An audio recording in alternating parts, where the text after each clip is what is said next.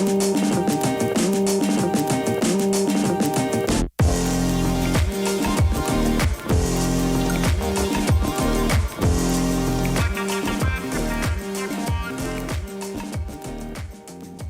milestones are coming thick and fast here on SportSpiel, having celebrated our 3-year anniversary and our 100th episode over the last few weeks. Today marks another special occasion as we welcome on our 100th and 101st guests from a professional sporting background. I'll let you argue amongst the two of you between who's who. But I am delighted to say they are both fantastic cricketers as we welcome on Ashes winner Kate Cross and 2017 World Cup winner Alex Hartley. Fantastic to have you both on the show and thank you for joining us. Thank you very much for having us. I spoke first, so I'll be the 100th. No, I'm actually first in alphabetical order, so Cross comes before Hartley, so I'll be 100, you be 101. Right, whatever. I'll let you fight that out between yourselves. But as well as their prowess on the cricketing field, both Kate and Alex have found fame in recent months for their hit show, No Balls, the cricket podcast, which is now also included in the top line of both of your bios on Wikipedia, if you've seen that. Oh, how good's that? I didn't know that. Did you do that, Hartley? No, I didn't. So we did get in touch via the podcast in which you called me a psychopath, and rightly so. But the podcast started late 2019, so I was just wondering how the idea came about and what your sort of initial thoughts were for it. You know what? We got badgered on Twitter by maybe 3 or 4 people all saying, would we be willing to do a podcast? Because you say we've found fame. I wouldn't say we've found fame, but people know us for our friendship and kind of the banter that we've had on social media. And one of my friends in particular, who knows Hartley as well, said to us, you need to do a podcast because it would be brilliant. And we just got bored one day, didn't we? And we just thought, let's see if we could do it. And well, it was the fact that I'd lost my England contract and I had nothing to do. And you were like, all right, shall we do this podcast then? I did promise, didn't I? I said, whatever you want to do, we'll do it. And you're like, right, let's do the podcast. I was like, oh, okay. So here we are. Yeah, 18 episodes in. When you initially setting it up then, did you have a rough idea of what you wanted to do, or were you making it up as you go along? We literally had absolutely no idea. So Crossy was still training with England. So I was like, right, I'll do all the research. I'll look into how you even get a podcast on iTunes and Spotify, because we had no idea. And then we sort of got together one evening and did like a trial run and just spoke for like half an hour at each other, 2 hours. It ended up actually not half an hour, was it? We ended up editing it for a half an hour episode, but we were talking for like 2 hours. We were like, we're going to need some like ideas of what to do here. We kind of were using our family, weren't we, to bounce ideas off each other and how to make it kind of cricket related. But I remember we both started listening to Chris Ramsey's podcast. And he does it with his wife, who's, she's not a comedian, but we both said she's funnier than him. And I remember you said to me you said something along the lines of, if she can be on a podcast and be funny, then so can we. And then I think we just rated ourselves. And then next minute, we'd done this little trial run and sent it out to our families. And yeah, then, you did well, because you, like you said, you did all the research and I've got no idea about that technical stuff. You got our RSS and stuff like that, didn't you? I still don't even know what that means. No, I don't know how I did it, to be honest. So when that trial was over and you'd established that you had something potentially quite good here, the first episode came out. How did it feel actually submitting a podcast and putting it out there and for thousands of people potentially to listen to? Well, we were so excited because after the first episode, we had 40 people that listened. And we were like, this is amazing. Oh my God, 40 people want to hear us speak. But then as each week's gone on, we've become more and more obsessed with it. And now we get more nervous on who's going to listen, how many people are going to listen. We were really, really nervous when that first one went out, though, because we'd only sent it to like Al's mum and dad, my mum and dad, the guy who'd convinced us to do the podcast in the first place. So it was only our loved ones who were giving us feedback. And naturally, they were going to say, yeah, it was good and you should do it. But when you put it out on the internet, you've obviously got people who don't know you who are going to be willing to give you criticism, and probably it'd be like true. So that was the thing I was most nervous for, was the fact that we probably put ourselves out there because we thought we were really funny, and then people might turn around and go, no, you're not funny, why are you doing a podcast? So I was really nervous the day. I think we put it out on a Saturday, the first one, didn't we? And then by like 12 we were just were looking at numbers and like ringing each other and getting nervous about it. So how was that sort of first podcast for you when it was out and you had sort of a good listening and you had a good reaction from people? Did it make you want to go straight away and go, let's do another one? Or did you sort of think, okay, we actually need to sort of plan this out and have a really good structure to it? I can't remember the differences between the first and the second. I know like naturally we got more comfortable, I guess, with each other, not in an interview sense, but I remember the first time we sat together in that room, we were like, hello, Alex, how are you? And it was like almost really forced. Whereas now I think we're a lot better at just talking to each other and being more of our natural selves, I think. It was quite nice when we started because we actually weren't seeing each other as much as we used to. So we used to see each other every single day of the week. And because Kate was still training and I wasn't, it was actually a really good excuse for us just to catch up as well. Yeah. And the podcast has since evolved and since we've gone into lockdown and isolation, it's become a weekly thing. Was that more of a natural progression, or was that because you maybe had a little bit more time to fill given that we weren't doing anything? Bit of both, really. We missed a few weeks, didn't we, when you were at the World Cup? So Crossy went to the World Cup and I was out there commentating and said, right, we need to get one out every other week. But there just wasn't time, we didn't have time. I think we did one in the 4 or 5 weeks that we were there. So we have a lot of catching up to do. I mean, our schedule it's not been specific, has it? Because we've struggled. You went traveling for 2 months, so that was really difficult. You were in the Grand Canyon when we were doing one of the episodes and your signal was terrible. So I almost think we kind of lost interest in it when it was too difficult to do. And then now we've found a way of doing it more frequently. It's actually been a bit easier, and I find editing a lot easier now that we've done it a bit more. So, but we did say whilst lockdown was on, we'll do an episode every week until the numbers go down. And we kind of thought, they'll go down at some point, and they've gone up, haven't they? Because obviously people got nothing to do or nothing better to do than listen to us two chirp on. And we got to a stage where we're both like, the numbers have gone up, we're going to have to do another. Yeah. But you do get a lot of positive feedback as well. You see it on social media, or you guys read it out. How much does that mean to you to know that people are actually really listening and enjoying what you produce?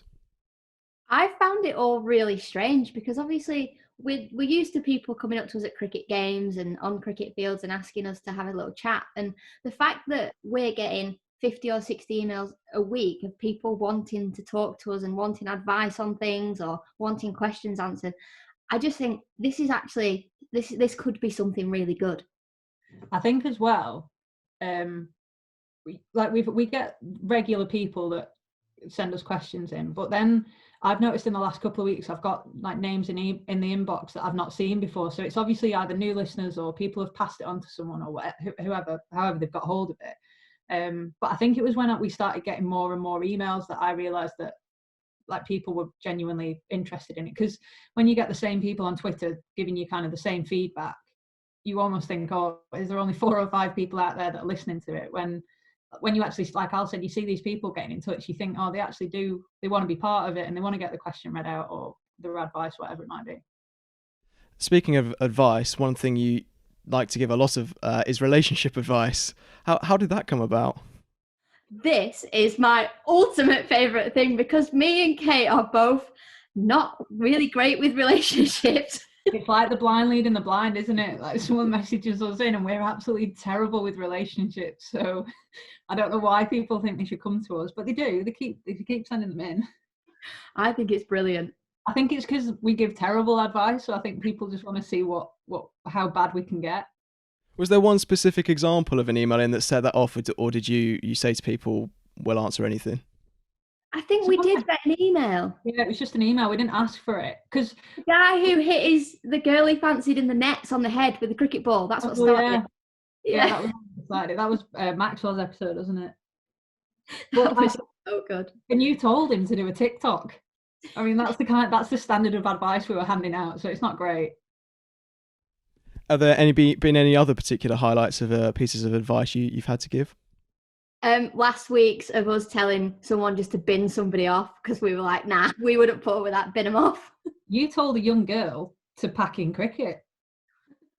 That was your first bit of advice when I think her captain wasn't bowling her and you said, just pack it in, start taking up hockey or something.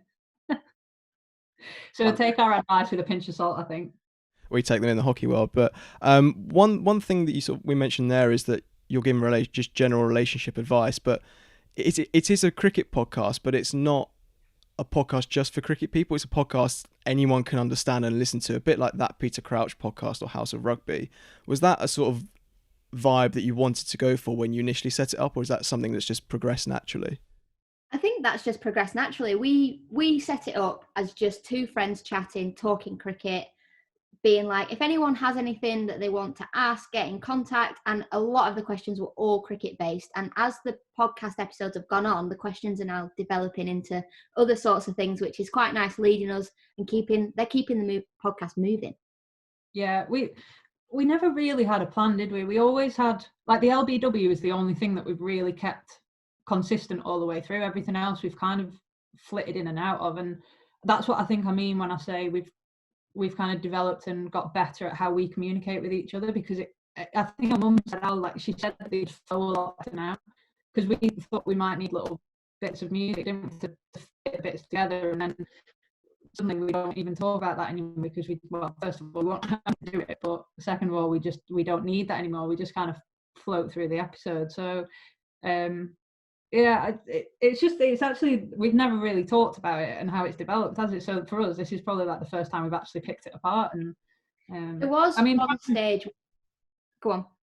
I was just going to say, primarily, there aren't many female sports people doing podcasts, which was one of the reasons why we thought it'd be a good opportunity as well, because everyone hears or sees a lot of the men cricket on telly, but no one really sees the girls' game, or like who we are as characters. So we kind of want to get that across as much as possible. There was one time we spoke, it must have been episode 7 or 8, maybe 6 or 7, and we said it's very repetitive.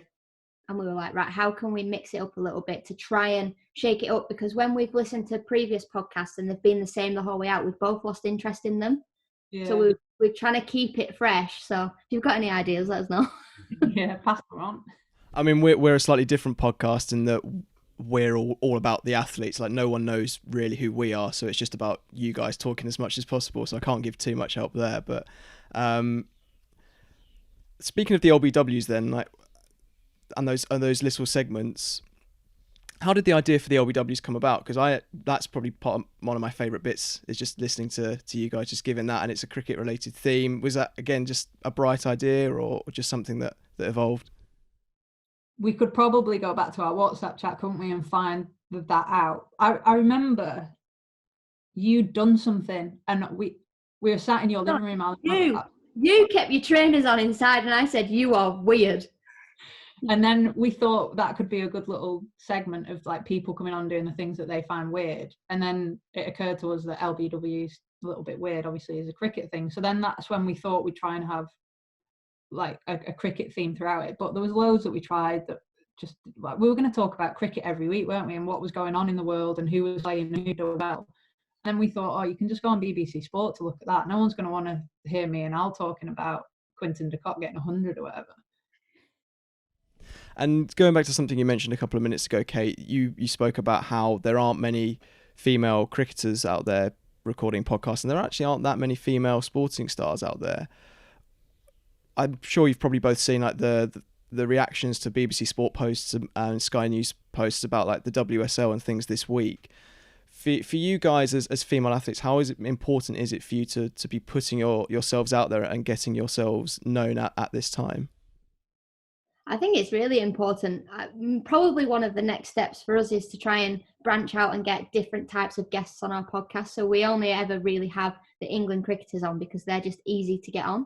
And you just text your mates and you say, do you fancy it? But the next step is probably try and get different people on and try and broaden our horizons. And I think when people start seeing our outlook on sport and how we get on as people and what difficulties we go through, it becomes a lot more relatable.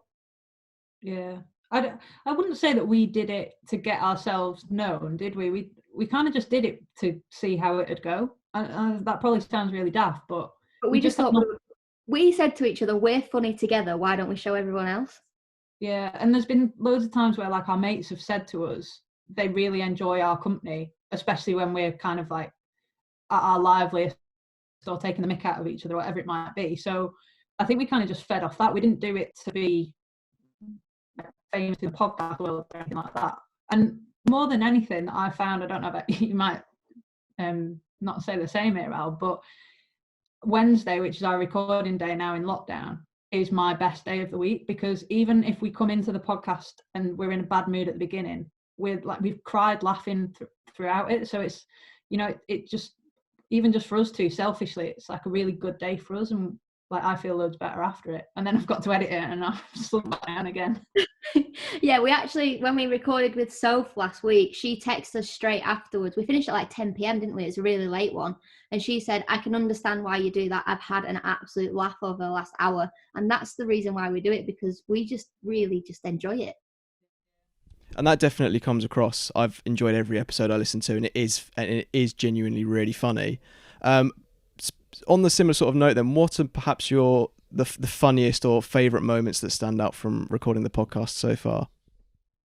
Do you know what? There's been so many, but for me, last week, Sophie Eccleston, just trying to understand what she was saying. And then she's saying, my boyfriend wants me to do fades and stuff on his head. What am I going to do? And that, for me, just, I couldn't stop listening to that line when I was editing it. I was like, what is going on? Yeah, I think every guest that we've had on has had something like not memorable, but they've had like a highlight for me. Like Keaton, the fact that we had to record Keaton's twice was horrendous, but it then almost became a better podcast because of it. And I think my favorite episodes of when Sophie's a good example of this, but she was just herself. She wasn't in interview mode. She wasn't, worried about saying. She was just Sophie that we know. And that's what we were so desperate to get across, because we see her like that in the dressing room and how much fun she is. And we, when she does go into interview mode, she kind of freezes up a little bit. So we were thinking of ways of how to do that best, weren't we, Al? And we thought that if we got her on as like a co-host, then she might relax into it more.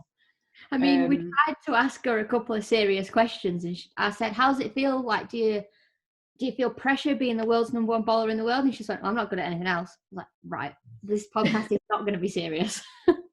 Yeah, she was good, but there was so many.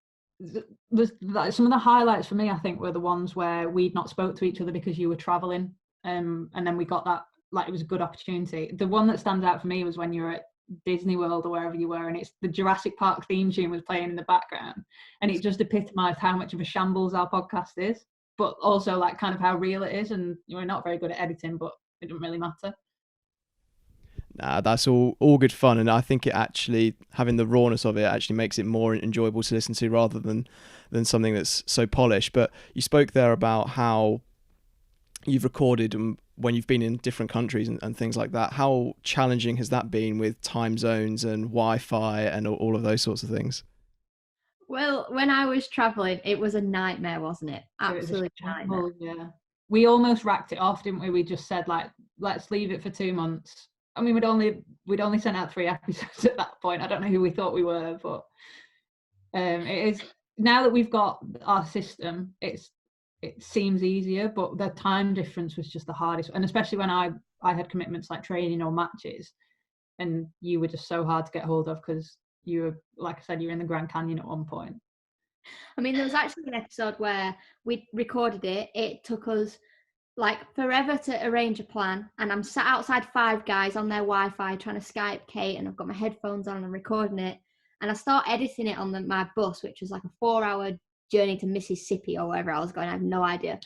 And I rang her and I was like, we're gonna have to do it again. She went, why? I went, because it's and that was when it was just me and Crossy.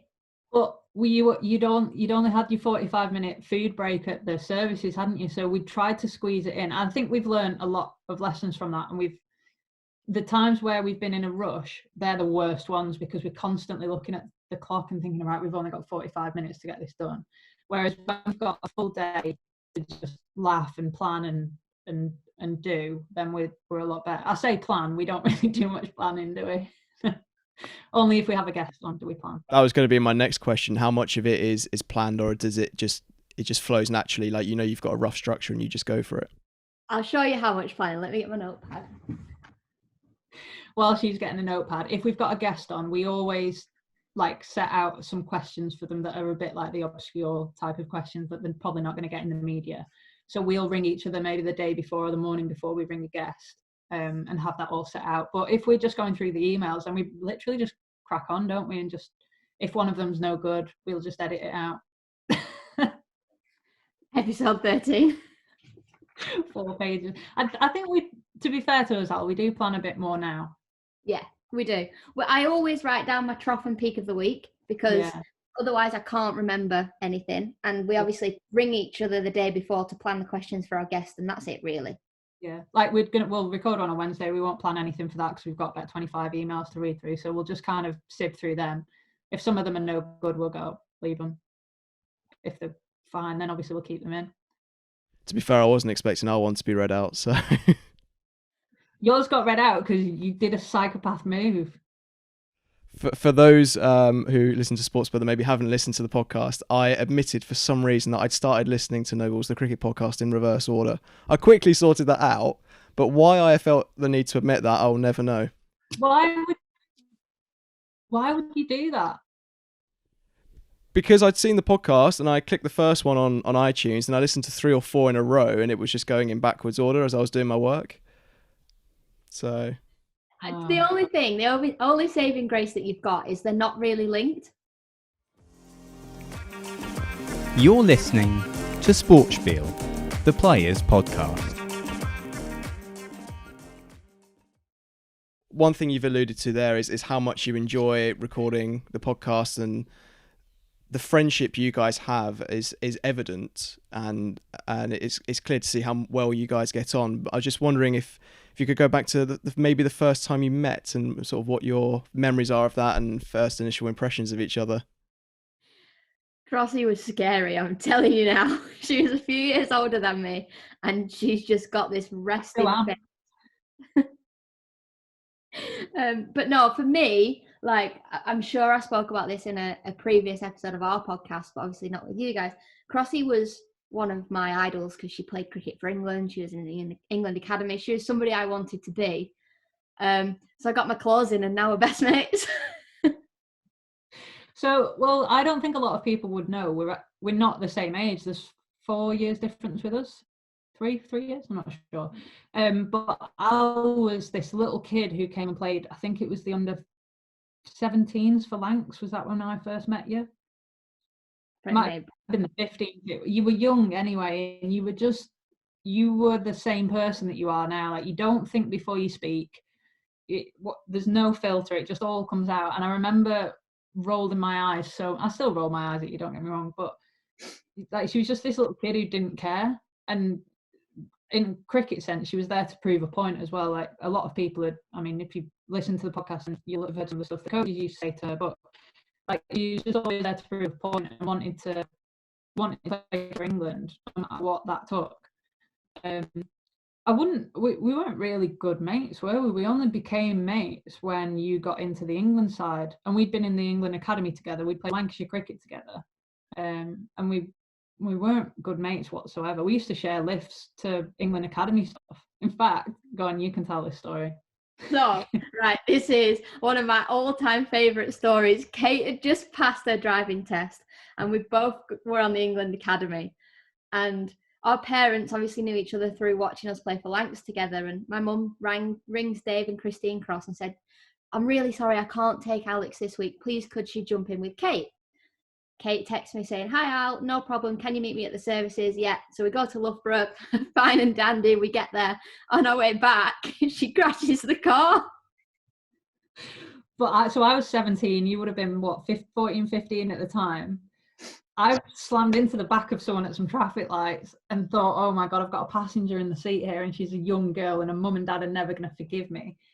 I look over and Hartley's like opened this packet of buttons, like Cadbury's buttons, and she's like, "Mate, do you want a button?" I was like, I'm going to have to go and get some insurance details and then I'll get back in the car and we'll sort this out. But you eat the buttons. And actually, we were talking about this just before we came on this call, but it epitomises our friendship, doesn't it? It's just an absolute car crash. Like, we are a shambles. A good shambles, but nonetheless, it started with a car crash. Are your friends, are your parents quite good friends as well? Is it sort of the whole Cross Hartley clan get on quite well, or is it still just mainly the two of you? It's mainly the two of us. Like, our families obviously get on, but they don't text and ring each other. They don't go out for dinner. If we're on a cricket tour, an England cricket tour, they'll go out for dinner if we're there. Or if we're playing a Lancs game, they'll sit together. But yeah, that's probably about it. Yeah, I mean, like Northerners kind of stick together as well, don't we? And we're from the same neck of the woods, really. You're probably, well, you are a bit more northern than me, but I think it's just that they've got something in common, and like Carl said, they don't like spend time together really. So it's strange when you think about it like that. I don't know why we're friends. I don't know what we've got. You were actually forced to be my friend in 2017 because I failed fitness testing, and the S&C said to Crossy, "Do you mind taking her to the gym to try and get her fit?" And she went, "Oh, all right then." And that was it. We've been inseparable since. But, and I'll be fair, this is the only time I'm going to say anything nice to you, but I was in a really, really tough mental place at that point, and I was hating cricket. I hated training, and I didn't realise the value of training with someone.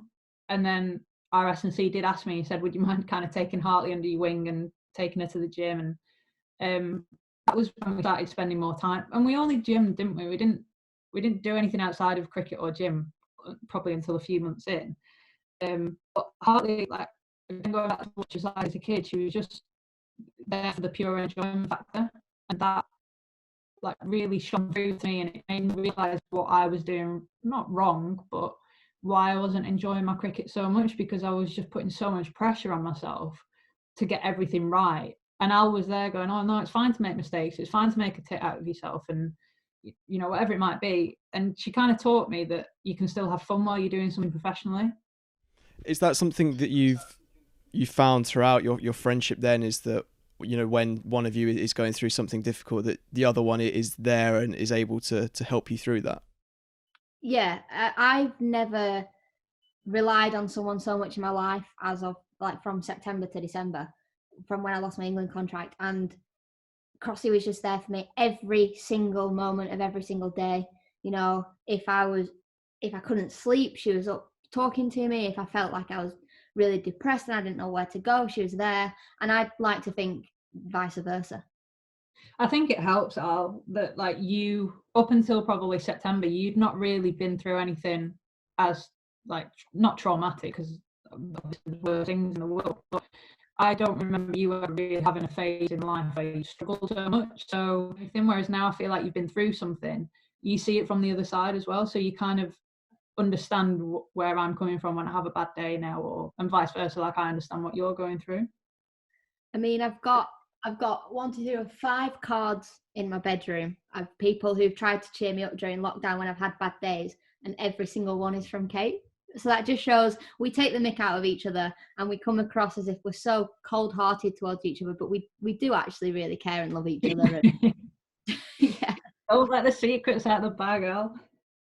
One thing that people who listen to the podcast will notice is that you are both very open about if you've had a tough day, and you are willing to speak about it. Again, is that something that's just natural to you to that you want to sort of address that and explain that actually it is okay to have bad days, and that you have people there to help you through it? It's not something that being open comes naturally to me. Talking about my feelings does not come natural to me at all, and that's something I've learned from Kate and through the experiences Kate's been through. And it really does help when you talk about it, and I think I've learned that from Crossy because she's so open about it. I would often just sit in my room on my own and cry and just go, "Oh, I'll be all right tomorrow, and if I'm not all right, I'll be all right the next day." So I've learned that from Crossy. I'd like to think as well that our podcast is like fully representative of what we're like as people. So like it's nothing's false that we don't say, "Oh, we're going to talk about mental health this week," because we should do, or we've not spoke about it for a while. It's just, you know, if one of us has had a bad day, we'll just bring it up. So that is all fairly natural. I mean, that proved, because it was mental health week last week and we didn't even talk about it. We completely forgot, didn't we?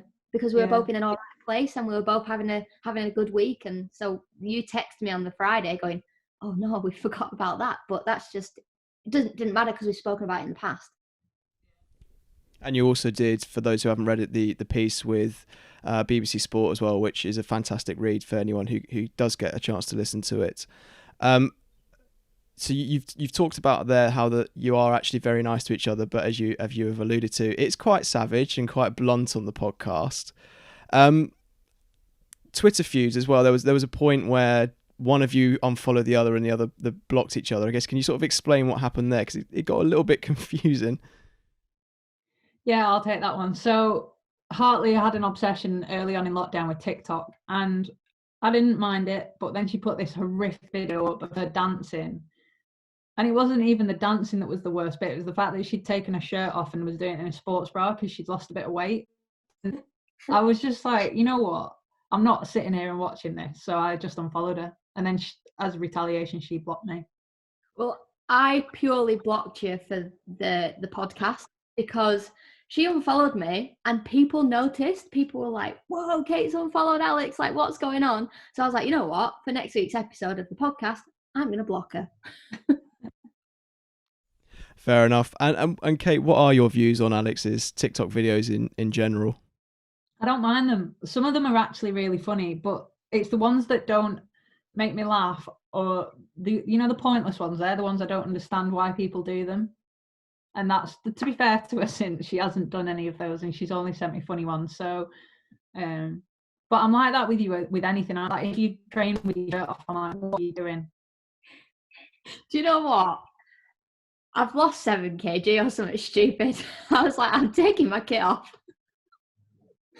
You're an idiot. And then there was the David Warner attempt at the pairing on TikTok as well. What happened there, Alex?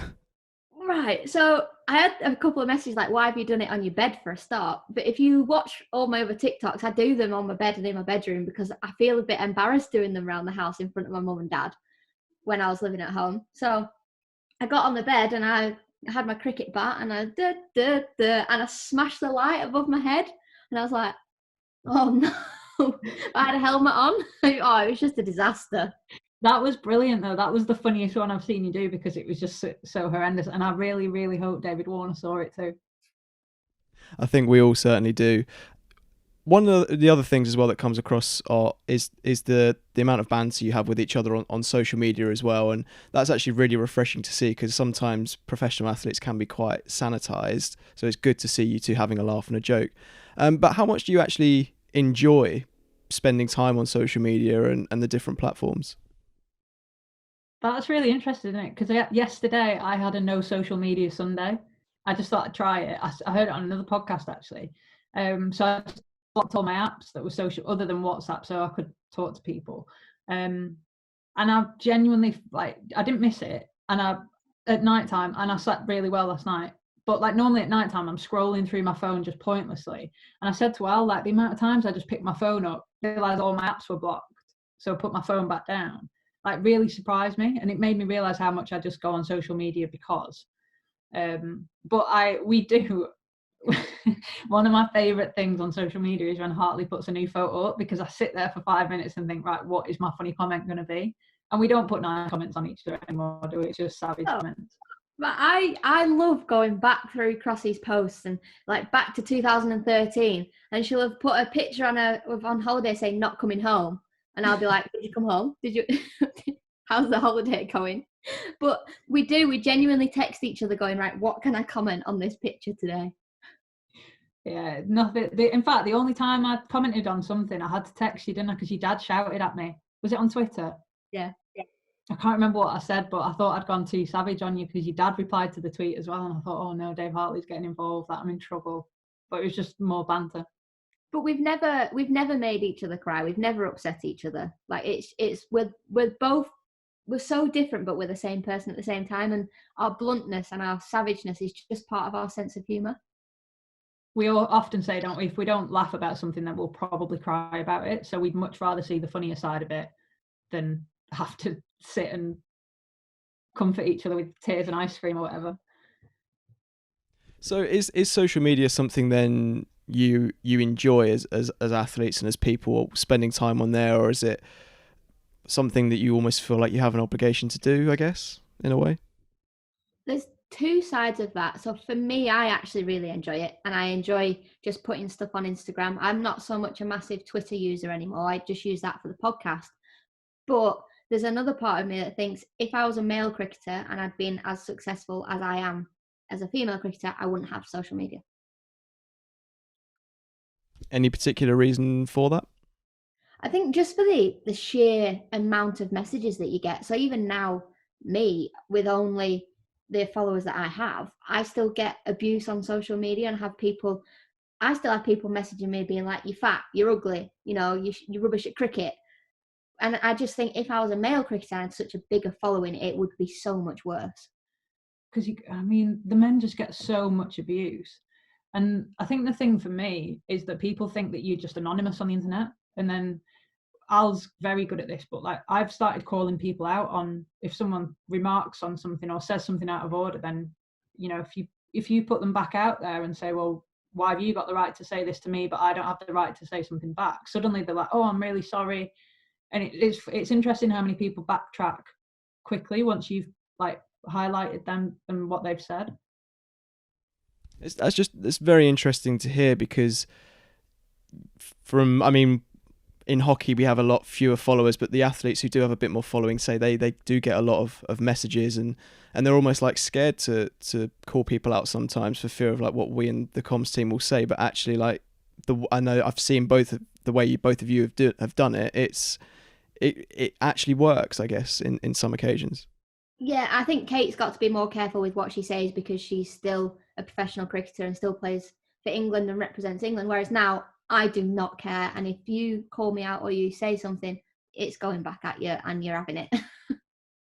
I also think there's been so many times where like women's cricket has got abuse. And I just think, or my view on it now is like, if you had a daughter who wanted to play cricket, would you ever stop them from doing that? Or if it was hockey, whatever it might be, just because you don't like it, like, would you take that opportunity away from them? And that's the kind of like view I try and get across now is, does it matter if you don't like cricket? Some people do.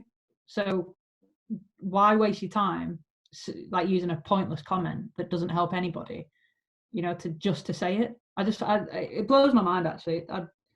It's fascinating, some people out there. I completely echo that statement. Zoom is just about to run out on our first call, but I do have a couple more quick things for you. So after this short break, we will be back. You're listening to SportSpiel, the Players Podcast.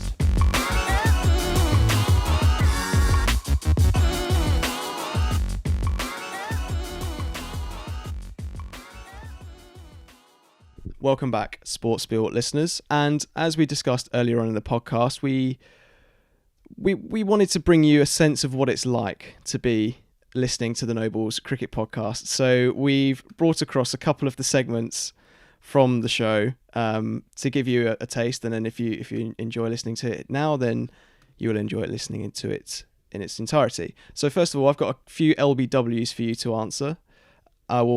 These individuals will remain anonymous. Mainly food related though. So first of all, in a fish finger sandwich or like a BLT, a lot of people put mayonnaise. That's not particularly weird, I don't think. But using mayonnaise, like spreading it on the bread instead of margarine or butter, is that a little bit weird? I find the mayonnaise weird. I think mayonnaise on a fish finger sandwich is weird. Why are you not putting tomato ketchup on that? This isn't me, this is my dad. Oh, anonymous. Anonymous, yeah. He doesn't listen, it's fine. I must admit, sometimes when I don't want to put butter on bread, I'll put mayonnaise. But that's if I'm having a sandwich that requires mayonnaise, not fish fingers. Yeah, I'm the same. I've used a condiment as my like spreader, but I've never used mayonnaise in a fish finger sandwich. That's the weird thing here. Spreading it's the like when you put butter before peanut butter. That's weird. Yeah, that is weird. So you know the Muller Corner yogurts you get, and you get the chocolate ones where you like tip in the flakes or the balls. Leaving some of those in the separate pot and then eating them after you've finished off the rest of the yogurt, just eating them by themselves. I rate that. I really rate that. No, they're designed to go in the yogurt. So why you eat? If you want them separately, then buy some chocolate buttons or something. Put them in. Yeah, I'm not gonna lie. I did used to do that. The Do you know what I used to do? folds, the pot folds so you can put them in. Yeah. Do you know what I used to do? I I can't believe I'm admitting this. I used to dip the spoon in the yogurt and then like dip it in like it was ice cream in the bits on the side, and then you'd end up running out of bits to put in the yogurt, but you did get more chocolate at the first few mouthfuls. I think I will explain to my sister that a professional cricketer thinks that that's not a good idea, so she can be beaten in that argument. So an afternoon snack, quite a popular afternoon snack, is to have some crisps. Then having chocolate straight afterwards as like a pudding to the crisps, is that a bit weird? I know someone who eats crisps and chocolate together, and specifically like dairy milk chocolate that's plain and salt and vinegar crisps, so that you've got the salt and then the savoury, the sweetness of the chocolate. And she's a weirdo. Don't get me wrong. I wouldn't listen. I wouldn't listen to what she says, but she does do it. So I don't think that's that weird. I mean, if you're having the crisps as a meal, it's only like having a dessert. So chocolate follows anything, surely. Chocolate just wins at all times, I think. Yeah. I don't think that's too weird. Yeah. It would be weird if she went back to the crisps. Or It'd be weird. It'd be weird if she spread it on the fish finger sandwich. And another food, we've got two more, another food related one. In a box of Cheerios or multigrain hoops, you get 4 different colours. And when you get to the last few mouthfuls, leaving only the dark colour till the end, so you're like scooping out all the other ones in between, is that quite weird? Why? What? Apparently the darker ones taste the best. They all taste the same. That's time consuming for a start. Like, these people have got too much time. And remember that guy with the Weetabix that used to leave his Weetabix for 15 minutes before he ate it? Like, who has this much time in the morning? Also, if you're over the age of 14, why are you eating Cheerios? Yeah. Another very valid point. And finally, a cricket-related one. Every single innings, always batting with a sweater on, no matter the temperature. So even if you were playing in 25-degree temperatures, and in one of those like knitted sweaters as well. The only reason I can say that they're doing that is for weight loss. This comes back to weird cricket superstitions, because if you remember Sarah Taylor, if she scored runs in a long sleeve shirt, she'd wear a long sleeve shirt then. Like, we were in the West Indies, it was 40 degrees, sweltering hot, and she wore a long sleeve shirt and scored 100. So then the long sleeve shirt had to stay on. So I think that's a weird cricket superstition thing more than it. I mean, it can't help it. It's just weighing down, surely. I mean, cricketers are weird. Like, we're all weird. And we're a weird breed. I will admit to that one. That was me when I was younger. But it was more of a case that I thought it would stop. It would be less painful when the ball hit me when I was batting. And then I got pinged and severely bruised my ribs and decided it wasn't worth it anymore. I mean, do you wear a jumper where you're playing hockey or? No, normally like, hockey's more of a winter sport, so you normally got like base layers on because it's so cold. I get the old, like, you think it's going to protect you, but it's really not. It really didn't. So we've got through the LBWs, and now we have a short quiz on yourselves, so similar to what you've done with Heather Knight and Sophie Eccleston recently. We've never had to do it. Oh, well, we did it for each other, didn't we, that time? Okay. Oh, so we'll start with you first, Kate. So you took your second best ODI figures of 4 for 32 against Pakistan in December. Your previous second best figures were 4 for 51, but who did you take them against and in which year? That was my debut in Trinidad against the West Indies in 2013. Fair enough. No messing about with that one. No, I know that one. Alex, you have famously only been dismissed once in international cricket so far, but how many balls have you faced? Oh, that's good. I was 40. Not bad, 53. Oh, You faced 40 in the innings where you and Nat put on 70 and you scored none. And how many international wickets have you taken between the two of you? Right, well, I've taken 43. I'm less than you, aren't I? Because you put that out on Twitter not long ago. So I reckon between us we're about 75. A lot more than that. So ESPN Cricinfo suggests that, Alex, you've taken 42 international wickets. Oh, not as good as I thought I was. And Kate has taken 58. So that's 100 between you, or 101. Yes. Yeah. This was before, it was before Pakistan you put that out, I remember. So I have had more chance to take wickets. So sorry. My career got cut short. Still plenty of time yet. You think you got that extra? Where's that extra one come from? I must have dreamt it. On the 21st of November 2014, Alex uploaded an old headshot to Instagram with the caption, "What was I thinking?" in capital letters. But what were you referring to? I know. I think it was my red hair. Yeah, it was your red hair for length. That was awful. What was I thinking? My hair was bright red/pink. Awful. The only thing that could have made that worse was my eyebrows being red as well.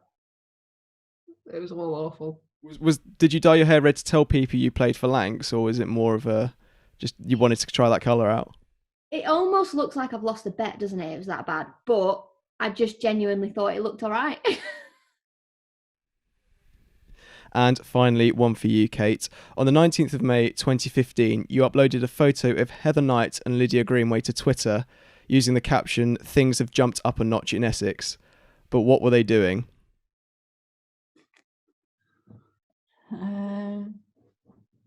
This is brilliant. I've absolutely no idea. 2015.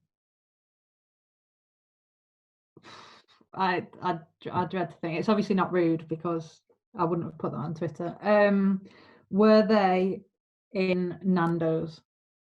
No. Do you know what it is, Alex? No, it was the year before I made my debut. I couldn't even tell you if they were in England or not. So I think it was a Chance to Shine event, and I think they were DJs. It's a cricket game. I remember. Yeah, that was random. We were at a kids event, and then there was just a DJ booth. So Lyd and Heather just got on the decks and started playing some tunes. It was weird. Well, there you go. You have passed that quiz with flying colours, I'd say. Thank you very much to the both of you for joining us on SportSpiel and giving us an insight into the podcast and into your lives and your friendship. For people who listen to this podcast but haven't yet listened to your podcasts, how would you plug yourself? What would you say to convince them to give No Balls the Cricket podcast a listen? If you want to listen to a podcast that is a complete shambles and has no recording equipment, but it's two mates having a laugh, giving some advice on life, No Balls the Cricket podcast. I can't add anything to that. Just like, rate and subscribe us. Absolutely. And us, please, too. So, thank you both for joining us and all the very best for the future.